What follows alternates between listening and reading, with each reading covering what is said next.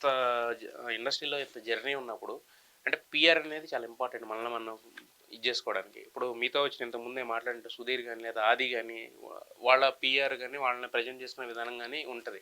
అక్కడేమన్నా మీరు వెనకబడ్డారా? లేదంటే ఇంత అంటే మీకున్న దానికి వేరే లెవెల్‌లో ఉండాలి నాకు తెలిసినంత వరకు. బట్ నాకు తెలిసిన పద్ధతిలో నేను వెళ్తున్నా. అంటే నాకు మేబీ పిఆర్ మెయింటైన్ చేయడం రాకపోవచ్చు.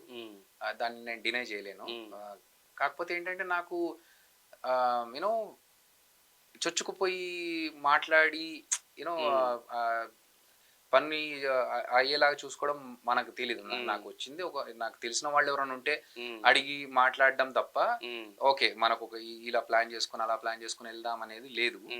మేబీ ఉండొచ్చు ఆ పాయింట్ ఉండొచ్చు. ఉంటే నాకు ఒక ప్రాపర్ పిఆర్ టీమ్ ఉండి నన్ను సపోర్ట్ చేస్తే ఇంకా బాగుండేది.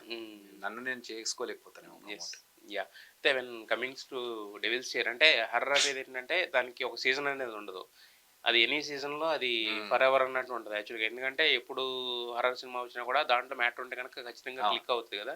సో బట్ కాకపోతే ఏంటంటే హర్రర్లో కొన్న ప్రాబ్లం ఏంటంటే రొటీన్ స్క్రీన్స్ కానీ స్క్రీన్ ప్లే కానీ కథ కానీ ఉంటే కనుక ఇది మామూలుగా చూసిందే అనిపించేస్తుంది. ఎందుకంటే నెంబర్ ఆఫ్ మూవీస్ వచ్చినాయి. అంటే ఇప్పుడు ఓటీటీ వచ్చేసిన తర్వాత రకరకాల భాషలు అన్ని హర్రర్లు చూసి భయపడిపోతుంటాం మనం కాబట్టి. సో మరి డెవిల్స్ చైర్ స్పెషాలిటీ ఏంటి దీంట్లో? డెవిల్స్ చైర్ డెఫినెట్ గా ఒక స్పెషల్ మూవీ అండి, డిఫరెంట్ మూవీ. ఎందుకంటే నేను ఒకటి రెండు కామెడీ సినిమాలు చూసినప్పుడు అనుకున్నాను హారర్ కామెడీ అంటే ఎన్ని చూసినా ఒక ఇంట్లో ఒక దయ్యం దాన్ని భయపడుతూ జనాలు పరిగెట్టడం అనేది రెగ్యులర్. కానీ అలా కాకుండా ఇది టోటల్ హారర్. ఇందులో కామెడీ ఏం లేవు. అంటే నేను I try to be totally different from Jabardasth లో 9.5-10 సంవత్సరాలు నేను జబర్దస్త్ లో కామెడీ చేస్తూ ఉన్నాం కాబట్టి అదే మళ్ళీ తీసుకొచ్చి సినిమాలో చూపిస్తే ఇంకా కొత్తదనం ఏముంటుంది ఆడియన్స్ కి కూడా. సో చాలా సటిల్ గా ఒక కొత్త హీరో యాక్టింగ్ వచ్చి ప్రాపర్ గా చేయగలిగిన ఒక కొత్త హీరో వచ్చి అంటే జబర్దస్త్ సంబంధం లేకుండా వచ్చిన పర్సన్ అయితే ఎలా ఉంటారో ప్రాపర్ గా మీకు అలాగే ఉంటుంది. మీకు టీజర్ లో కూడా అర్థమై ఉంటుంది. సో చాలా సటిల్ గా ఏ మాత్రం ఓవర్ బోర్డ్ వెళ్ళకుండా అలాంటి క్యారెక్టర్ ఇది. దాంతోడు చెప్పినట్టుగా కామెడీ ఉండకుండా ఒక డిఫరెంట్ అంటే ఒక డెవిల్స్ చైర్ అనే టైటిల్లోనే మీకు అర్థమైపోయింది. ఒక చైర్ కి డెవిల్ తో ఒక కనెక్షన్ ఉంటుంది. ఆ కనెక్షన్ వల్ల అంటే మనిషి ఒక బలహీనత ఉంటుంది మనిషిలో, ఒక బలహీన క్షణాలు ఉంటాయి. లైక్ ఇప్పుడు మీరు అడిగినట్టు ఫైనాన్షియల్ క్రైసిస్ లేకపోతే ఏదో ఒక సిచ్యువేషన్ లో మనకు ఏంటి ఏదన్నా ఉంటే బాగుండదు సపోర్ట్ అన్న టైంలో దయ్యం మనని గ్రిప్ లోకి తీసుకుంటుంది. ఒక బలహీన సిచ్యువేషన్ చూసుకొని మనిషి వీక్నెస్ ని అదే నెగిటివ్ ఎనర్జీస్ మనను అబ్జర్వ్ చేసుకుంటే అనేది ఆల్రెడీ చాలా మంది ప్రూవ్ చేసిన కాన్సెప్ట్ అది.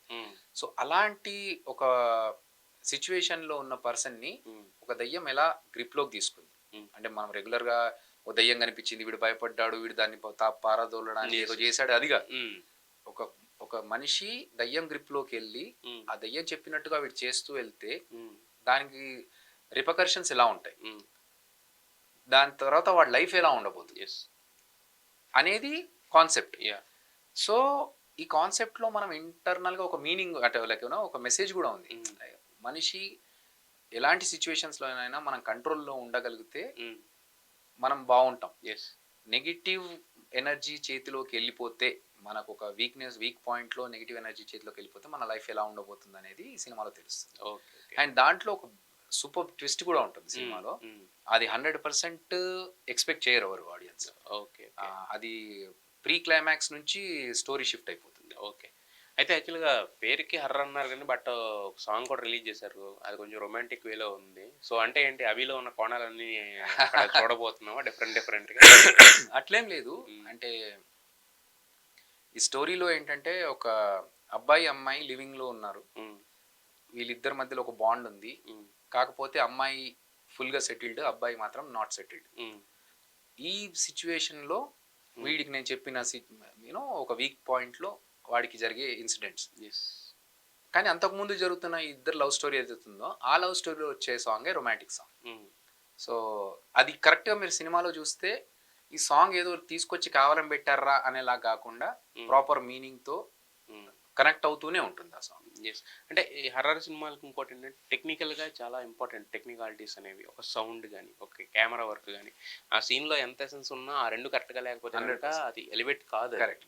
సో, మరి దానికోసం మీరు తీసుకున్న స్పెషల్ కేర్ అంటే? నేను నేను నా సైడ్ అది నుంచి ఐ మీన్ అంటే మా మీరు డైరెక్టర్ గారండి బట్ ఇప్పుడు గంగాధర్ మీ సార్. సైడ్ నుంచి ఏదున్నా కూడా అంటే మనం స్టోరీ విన్నప్పుడు ఏంటంటే ఖచ్చితంగా దాంట్లో వెనక ఉండి చేసేది ఎవరైనా ముందుండి నడిపించేది మనమే కాబట్టి అది 100% ఏదొచ్చినా మనం తీసుకోవాలి కాబట్టి కరెక్ట్. కరెక్ట్. మన ఇన్పుట్స్ అనేవి అంటే వాళ్ళు కరెక్ట్గా ఉండేలా చూసుకుంటాం కదా. అంటే కొన్ని సార్లు ఏంటంటే మనం సలహాల వరకు ఉమ్, మనం చెప్తాం. ఇది ఇలా ఉంటే బాగుంటుందా అండి, ఇలా ఉంటే బాగుంటుందా, ఇది చూడండి రిఫరెన్స్ చెప్పడం ఉమ్, వరకే. ఉమ్, నేను చేయడం కొన్ని చేశాను. yes, yes, ఈ రిఫరెన్స్ చూడండి, ఈ రిఫరెన్స్ బాగుంటుందేమో అంటే ఉమ్, ఆ రిఫరెన్సెస్ వాళ్ళు తీసుకున్నారు. కొన్ని కొన్ని లేదండి మా sorry. పాయింట్ వేరే ఉంది అన్న. Okay. ఓకే, సో వాళ్ళ పాయింట్లో చేసుకుంటూ వచ్చారు. ఉమ్, మా డైరెక్టర్ గంగాధర్ సప్తశేఖరకి ఏంటంటే ఉమ్, ఆయనకు కెమెరా మీద కూడా మంచి పట్టుంది. ఉమ్, సో అంతకుముందు కెమెరా డిఓపిగా కూడా చేసినట్టున్నారు ఆయన. Okay. సో ఆ లైటింగ్ కానీ ఆ కెమెరా మూమెంట్స్ కానీ సాంగ్లో చూస్తే మీకు yes, అర్థమైపోయింది. ఉమ్, సో ఆయన ఏంటంటే ప్రాపర్ కేర్ తీసుకున్నారు ఆ ఉమ్, విషయంలో. ఉమ్,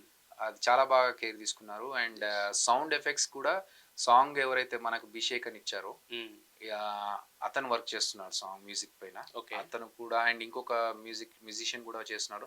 ఆయన రెహమాన్ గారి దగ్గర పనిచేస్తారు. ఓకే, సో ఆయన కూడా మనకు బ్యాక్గ్రౌండ్ స్కోర్కి హెల్ప్ చేస్తున్నారు. ఓకే, ఓకే, సో మీరు అన్నట్టుగా camera and music both are important, very important for the horror film. Yes, and మనకు ఆ రెండు సైడ్స్ నుంచి మంచి స్ట్రాంగ్ టీమ్ ప్లేయర్స్